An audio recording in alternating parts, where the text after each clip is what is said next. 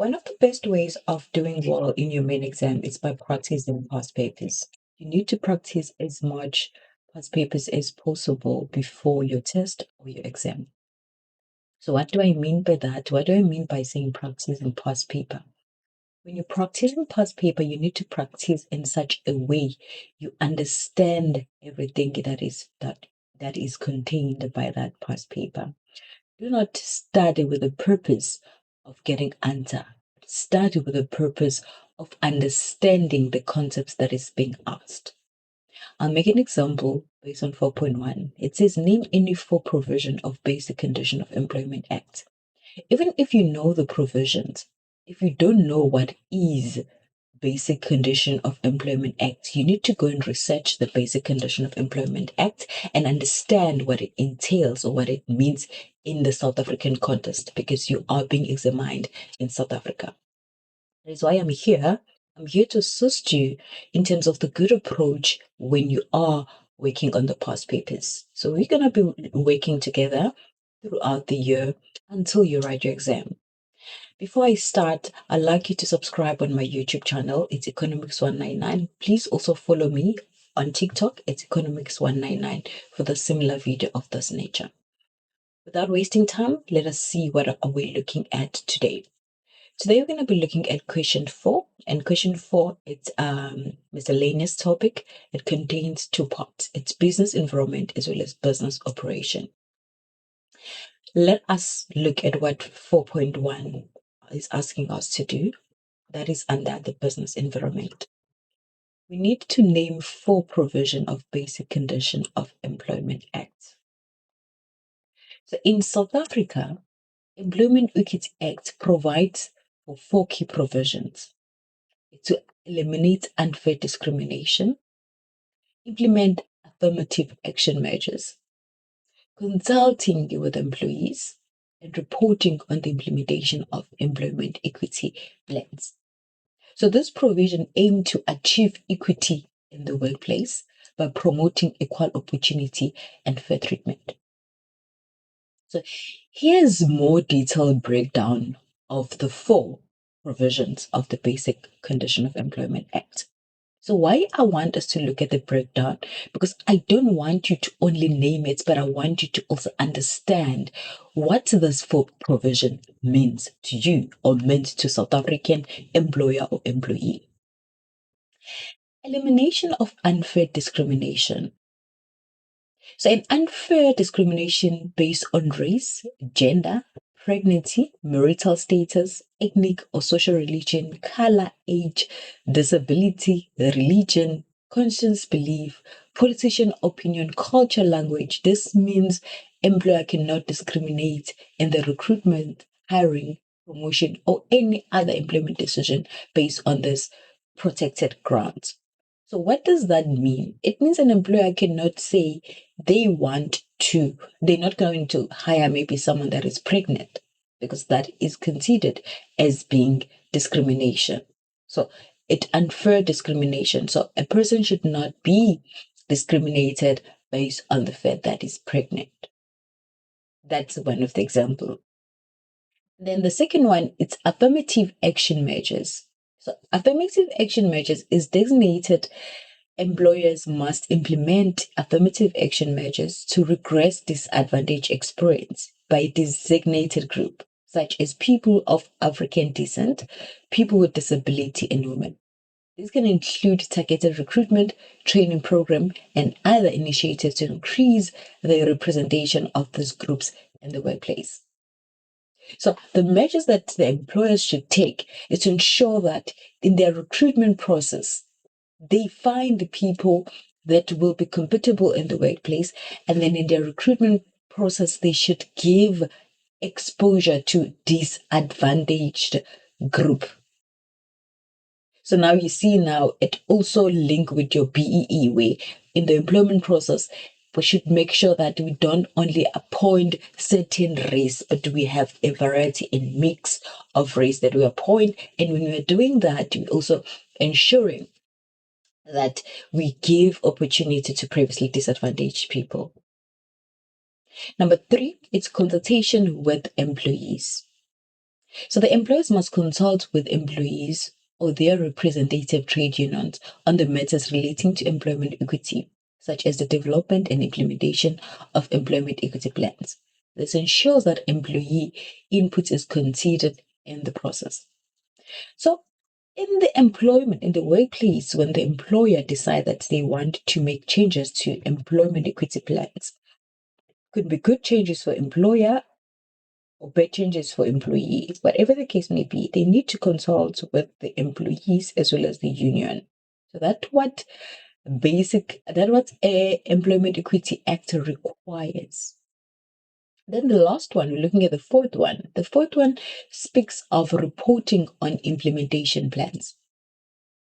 So the employer or the employers must report on the progress made in the implementation of the employment equity plan to the Director General of the Department of Employment and Labor.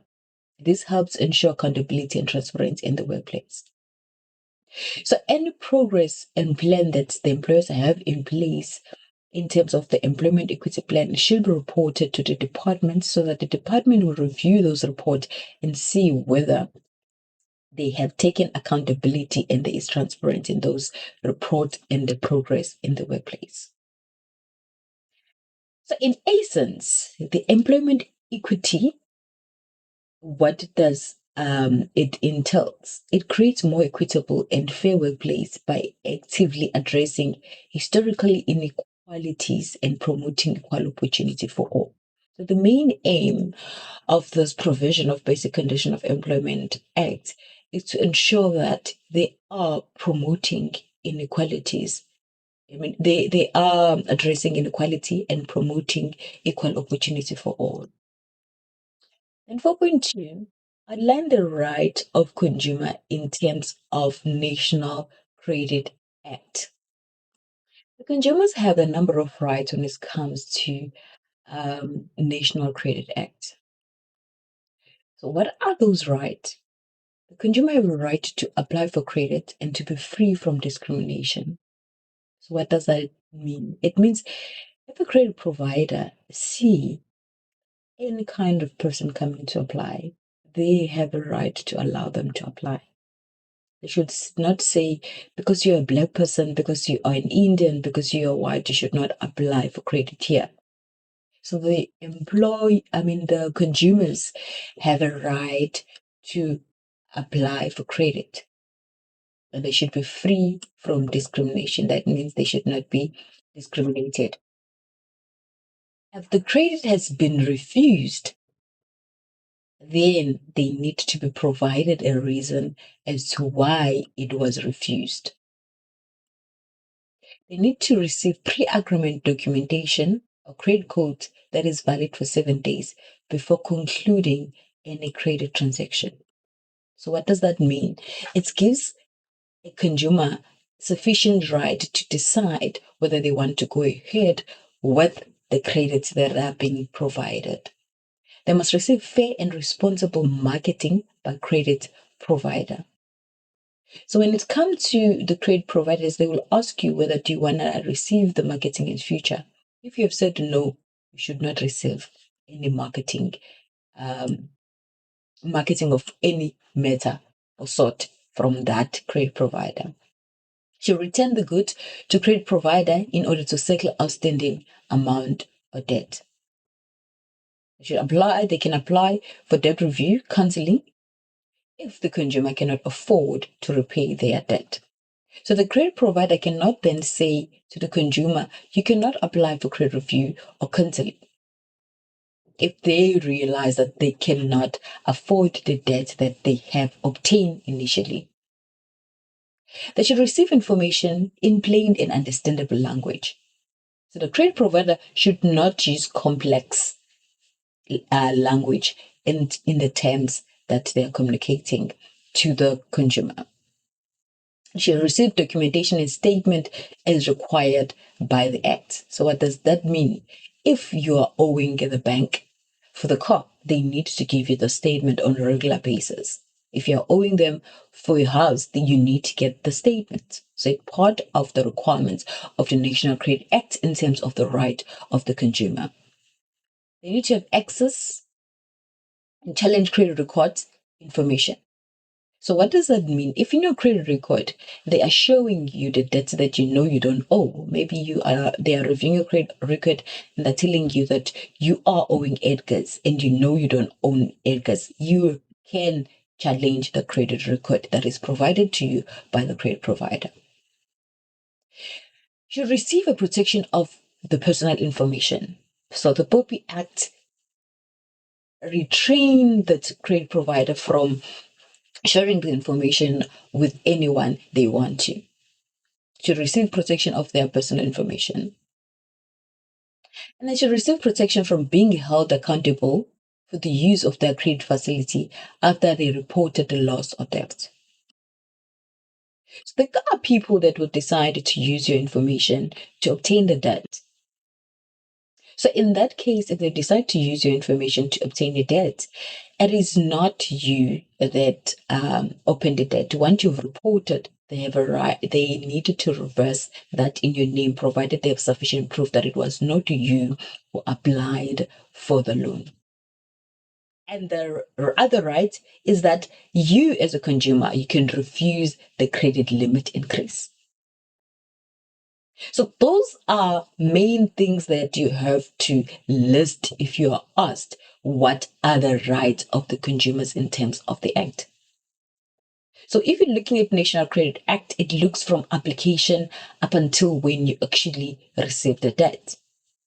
Now you have to ask yourself, what are my rights when it comes to the debt? So your right is obviously on application. If you are refused to get a debt, you need to know why. If you want debt canceling because you're no longer able to pay for your debt because now you're experiencing different challenges in life, you should be provided a right to apply for review and counseling. Credit records. If you are provided credit record and it shows information that you're not aware of or you don't know, you have a right to question it. If someone uses your personal information to apply for debt, and then you realize that someone need to use your information and you report that matter, and they realize it was not due, they should reverse that debt in your name.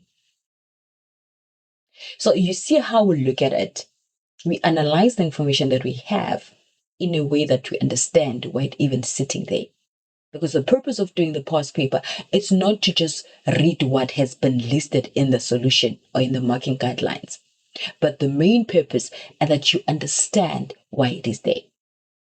Now let us look together what the marking guideline has for us.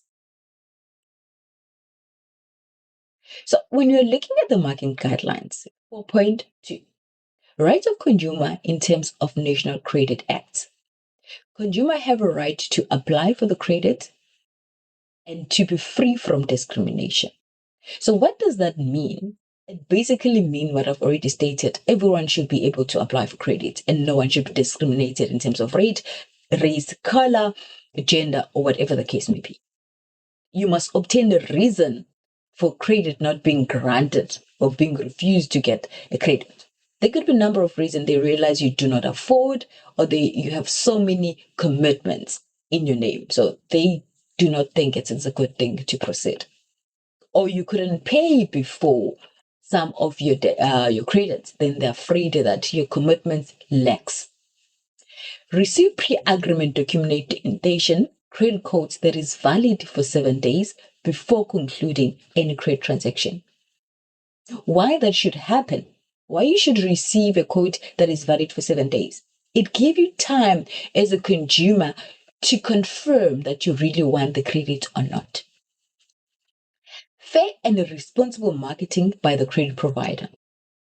So when it's come to marketing, if they're marketing any product to you, it must be truthfully and transparent. There should be no lies. They should not say if you're buying 2 kits, you're getting one, and when you get to the shop, actually you get the third one at 50% discount. That is not fair and responsible marketing. That marketing is not truthfully. Surrender or return goods to the credit provider in order to settle the outstanding amount of debt. So in the way things change, it might happen that you realize you're no longer able to commit on that debt. Maybe it's the car. Then you go to the bank and say, I can no longer be able to pay for this car. Can I please return and surrender? Then I will pay for the balance of amount owed. Apply for debt review or counseling if the consumer cannot afford to repay their debts. So what does that mean in a nutshell? The terms of life and life changes in general. When things in life changes, you should be able to obtain the debt review or debt counseling. So what does that mean? Debt review might mean that your car loan needs to be refinanced. You need to relook at. That means you were paying 10,000, now you're reducing it to 7,000 over a longer term. In that way, you are then able to qualify, being able to repay for that car. Receive information in plain and understandable language. When the credit provider is providing you information, doesn't matter whether it's a contract or it is a slip, you should understand the English written there. In South Africa, English is the main language that is used. So you're not expecting that you're gonna receive your statements, you're gonna receive your credit information in a foreign language like French. So the information should be understandable language to you. They should ask you what's the language that you understand. But in most cases, the preferred language will be English because everyone in South Africa can find someone that will assist with English if that person doesn't know the English. Receive documents and statement as required by the Act. If you have debt or you are owing a credit provider, the credit provider on a monthly basis or when they deem necessary, they need to provide you the statements which show what's the balance that is owed. And it helps you to question any matters where you feel like whether they're showing you it is not true or correct. Access and challenge your credit record and information. So in your statement, you might realize that the information that is put there or is added there are related to things that you don't know. For example, you're getting your EDGAR statements and you see that on the 15th of August, there was a purchase of two-piece. Maybe there was a purchase of the kids' toys. And you know you didn't go there and you didn't purchase those toys. That means someone used your record, someone stole your information and went and bought those things. You have a right to then challenge the record that you are shown. Might happen that when they were requesting for your credit records in order to grant you the loan or to grant you whatever debt that you're applying for, they are saying that you have debt with credit with maybe Nedbank loan, and you know you've never took the loan from Nedbank. You have a right to challenge the credit provider with the information they provide to you. Receive protection of their personal information. OPE restricts the credit provider in terms of how they share personal information. For that reason, the information you give to the credit provider, unless otherwise you allow them to share it, they should not share with the third parties. So your information should be protected. Receive protection from being held accountable for the use of credit facility after they reported a loss or theft. So now it happened that your credit card has been lost or stolen. You report it to the bank. You say, hey, Absa, hey, Nedbank, my card has been stolen. Can you please close it? If they decide not to close it, they cannot come back and say to you, someone used your card to pour petrol, for example, because you have reported it. So it is your right in terms of National Credit Act not to be charged anything pertaining to the debt that you will incur after you've reported the theft. You as a consumer have a right to refuse credit increase. Now the loan provider comes to you and say, you've been paying so well, now we want to increase your loan from 50,000 to 100,000. You have a right to refuse that. No, you do not want that. You are fine with 50,000 that is being owed to you. Any other relevant answer obviously will be taken, but you had enough answers based on what we see here. And there are a lot of answers that you can provide when it comes to your right. You know, as a consumer, what you normally complain about. So this is the time for you to state what are the things that you complain about. So each point and 2 marks, meaning to say you needed you needed only 3 points. Sorry, apologies. You needed only 3 points for this. Only 3 points that you needed for this.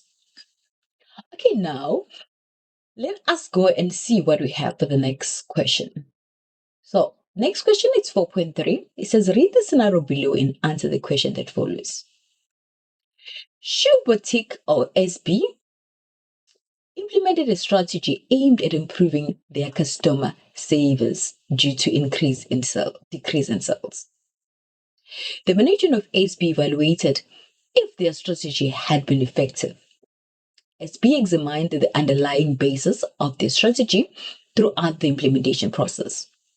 They also analyzed the impact of the implementation strategy on their internal and external environment. So now what is happening? What's the key thing here is that they form a strategy that will improve the customer experience. And now they want to examine if the strategy is working throughout the implementation process. Then what do we need to do? So we need to quote 2 steps in strategy evaluation implementation by the SB from the scenario. So you're looking at 2 steps in the strategy evaluation implementation by SB from the scenario above. So the information that you are quoting, you will be getting from the scenario above. So you are told that quote the 2 steps in strategy evaluation implementation, which is the scenario above, by SB from the scenario above. The number 2 says explain other steps in the strategy evaluation. So now strategy evaluation has a number of steps. So first you're going to pick the 1, 2 here that you have, and then you need to explain other steps in the strategy evaluation. So firstly, I want us to look at what is strategy evaluation. So a strategy evaluation is the process of assessing whether or how effective a chosen strategy is achieving its intended objective and ensuring it remains relevant and aligned with organization goal. So the goal here was to improve customer service so that they increase sales, which are decreasing. So it involves reviewing the implementation process, measuring performance against set standard, and identifying deviation and taking corrective action. So here are the more detailed breakdown of the strategy evaluation. It's assessing effectiveness. The strategy evaluation determines how well strategy is working in practice, not in theory. So you want to see it, okay, this is what you had in theory. Is it working in practice? Does it increase sales? Because that is the main of the company. Measure performance. This involves tracking key performance indicators to see if the strategy is delivering the desired result. So now you're looking at the ratios surrounding sales. Are the ratios surrounding sales improving? The sales trend, is it improving from the 1 month to the next after the strategy? If it does, then the strategy is working. Identify gaps. By comparing actual performance against expected performance, the evaluation process highlights areas where the strategy may fall short. So now you would have put the target for what are the sales revenue that is expected at SB. Now they need to measure against. If they didn't reach that target, they need to identify what is the reason. What could be the reason they did not reach that in this particular month, so that next month when they look at it, they have achieved what they want to achieve. Taking corrective actions is also part of the strategy evaluation. So what does that mean? So based on the evaluation, adjustments are made to the strategy, its implementation to address identified gaps and improve effectively. So now taking corrective action, which means that you've realized when you're identifying gaps that there are gaps. Now you need to take corrective action on the initial planned strategy. And then the last part will be ensuring alignment. Strategy evaluation ensures that the chosen strategy continues to align with the overall organization goals vision. Now let's see what we have on the solution. So we're looking at the solution for both 4.2.1 and 4.3.1 and 4.3.2. So steps in the strategy evaluation. Steps in the strategy evaluation from the scenario. You pick information from the scenario. SB examine the underlying basis of their strategy throughout the implementation process. All right. That's 1 marks. They also analyzed the impact of the implementation strategy on their internal and external environment. So 1 mark for each. Then when you move down, other steps in the strategy. Look forward and backward into the implementation process. So what it means by forward, did you achieve what you've planned to achieve? Backward, where we were sitting before the strategy. So in the implementation process, you need to ask yourself where we were and where are we going? So you're looking at forward and backward. Compare the expectation or expected performance with actual performance. I've already discussed that. You're making comparison of what was the expectation in terms of revenue. You expected to generate a revenue of 20 million, but you generated 18 million. That means you're 2 million short. You need to understand why you're 2 million short. And you can only understand if you first make comparison. Because if you don't compare, you wouldn't know that you did not reach the target. Determine the reason for deviation and analyze this reason. Since now you have realized there's a deviation or difference between actual performance and expected performance, you need to analyze why. What is it that has been done that should have not been done per strategy in order to achieve the expected sales or expected revenue of 20 million? You need to take corrective action. I've already discussed that. What does that mean for you to take corrections? You have realized there's a deviation. Fix that deviation. What could the deviation be? It could be that the marketing didn't reach everyone. Now you want to find a plan to say, how are we going to ensure that the marketing reach everyone so that everyone comes to the shop and then they get this pleasant experience that would make them to buy more. Set specific dates for control and follow up. If there's a strategy evaluation in place, there should be dates in terms of when the evaluation will take place and when the deviation will be corrected. Draw up a table for advantage and disadvantages of the strategy.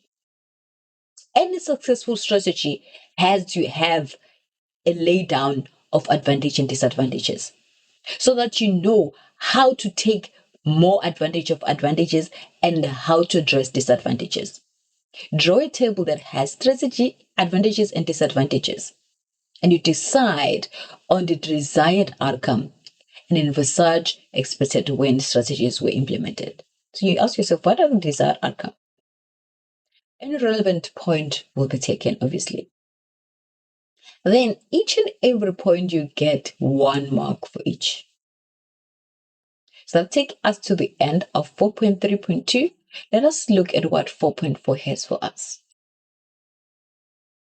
If you look at 4.4, and that is the end or the last question of the business environment, it says advise businesses on how they could apply the power of supply as a force in Porter's 5 forces model to analyze their position in the market environment. Do you advise the business on how they could apply the power of suppliers that is part of the Porter's 5 force model to analyze the position of the market environment? Before we even answer this question, I want us to remember, what are Porter's 5 forces? What is that? It's as if you don't know, So we need to understand what is that and what is the question asking us.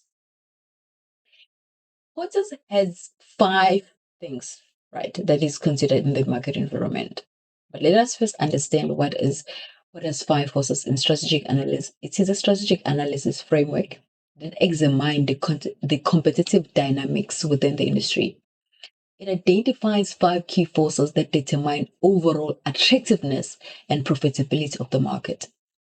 These forces are competitive rival, threat to new entrants, bargaining power of supplier, bargaining power of buyers, and the threats of substitute products or savers. Now let's just elaborate what are these 5 forces meaning. If we're looking at a competitive rival, this forces assesses the intensity of competition between the existing players and the industry. Factors like the number of competitors, their relative size and power, and the product differentiation or standardization can influence the level of rival. So you're looking at how competitive the industry is, the industry do you want to get into. For example, if you want to go to the industry that is like, for example, retail industry is very competitive, especially the industry that sells perishable food, like your Pick and Pay. That industry is very competitive. So if you want to enter that industry as a business, you should understand that you are going to fight against other big players, which will be your Checkers, Pick and Pay, Woolworths Foods, and other. Threat of new entrants. This forces evaluates the ease with which new competitors can enter the industry. Factors like barriers to entry, such as high capital requirements, strong strong brand loyalty, and government regulation can deter potential entrants. So now, when it comes to new entrants, it's the worry the business has when it comes to the new people coming to that business. So now, business that require a lot of capital, very few people want to enter it. So now, for example, if we're talking about motor industry, yes, we have so many motor industry and it's competitive, but not everyone can wake up and say, I want to be to create a brand, a motor brand. That is why we find ourselves having a lot of brands coming from China and not only the one that are built in South Africa. Because the entrance to the market requires a lot of capital. Hence, not everyone is willing to forgo that capital. The third one is the bargaining power of suppliers. These forces examine the influence that suppliers have on the industry. Suppliers with limited alternative, strong brand recognition, or specialized resources can wield significant power, impacting pricing and profitability. So when you're looking at the bargaining power of suppliers, how you as a customer, who obviously is a supplier, has a power when it comes to determining the price. Can you influence the clients in terms of coming to you and buy from you? Are you capable of doing that? So that's basically what that means. It's the power that the supplier has when it comes to influencing the buyers. And then the fourth one, it's bargaining power of buyers. So these forces analyze the influence that customers have on the industry. Buyers with a high volume of purchase, limited supply options, or strong brands can negotiate favorable terms, including lower prices or higher quality products. So if you are buying a lot of things as a buyer to the business, because you are contributing a larger portion of revenue of that supplier, you are able to influence the prices and the quality of the product. You can tell them, what you're selling is not of good quality. Can you please improve? And they will do that because you are their major client. Now let us look at the last one. The last one, it's threat of substitute products or savers. So the force assesses the potential for customer to switch to alternative products or saver that meets the same standard. A higher availability of substitutes can limit a company's pricing power, influence its competitive strategy. So what the business wants, they want to ensure that they aren't in the position where their customer can switch to the next. Think of a Rama, think of a Colgate. How many substitutes that do you call Rama, but they are not Rama? They are just Rondo. How many Colgate you call Colgates, but they're not from Colgate? So they have the substitute, meaning that there is a threat of substitute for the producer of Rama, or there's a threat of substitute for the producer of Colgate. So now that we understand the Porter's five forces model, or we just recall what it means and what it is, we know that their focus here it's on only one, power of supply. And we know that the power of supply is when we are looking at limited alternative, strong brand, specialized resources, and ability to influence pricing. Let's see then what we have in the solution, because the solution will help us and guide us in terms of what we expected to have. So if we look at 4.4, application of power of supplier as a force coming from Porter's five forces model. Assess the power of the supplier in influencing prices.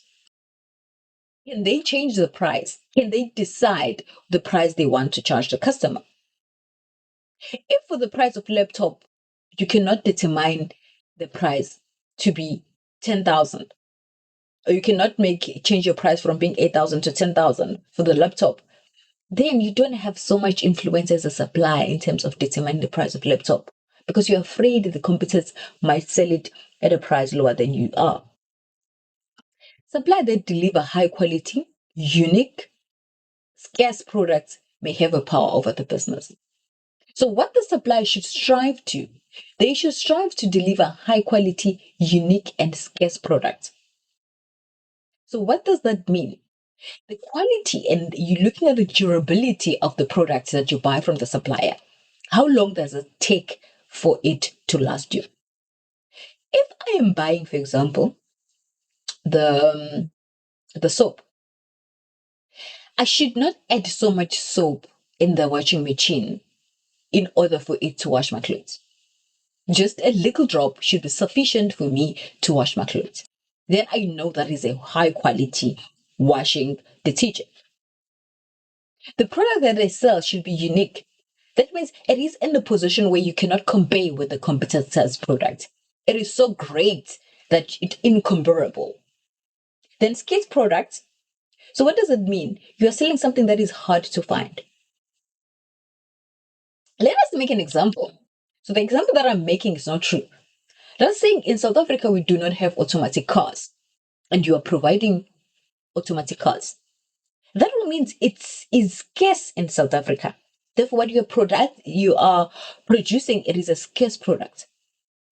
And then that means you have power. Your business have power. The more powerful the suppliers, less control the business has over them.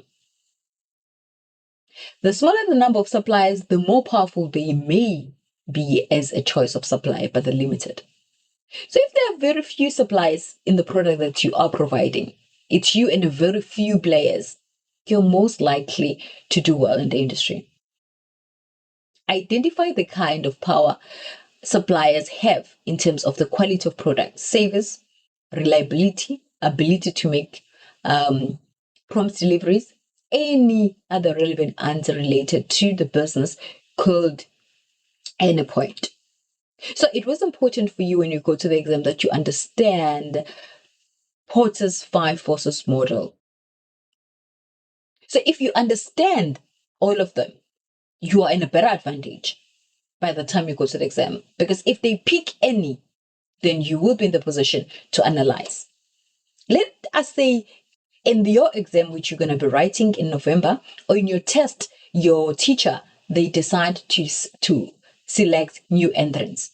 You need to apply new entrants. Now, you need to understand what new entrants means. It means anyone can enter the market. If anyone can enter the market, that market is not lucrative. If it doesn't require a lot of capital, that market is not lucrative for the business to enter. So you need to understand all the five forces of Porter's model. So do you understand why it is important when you're doing past paper? You do not do the past paper with an intention of just ensuring that you get the answer right. Because this is preparing you for the exam. This exam has already been written. Yours is going to be set and you don't know what is there. So make assumption to say, if they come and ask or select any of the five, you are able to respond to. And when you read Do not read with the purpose of cramming. Read with an understanding of knowing what are you reading. Summarize what are the five forces in the Potter's model. Break down to say what will be the things that will help me to remember when it comes to this model. So let's take us on the last part of this question, and this question was only focusing on the business environment. In the next video, we're then gonna look at the other part, which is the business operation. Thank you so much for listening up until this far. I wish you all the best in the upcoming test and exam. Please follow me and subscribe on my YouTube channel as well as TikTok so that you will be able to consume the videos of similar nature. Bye.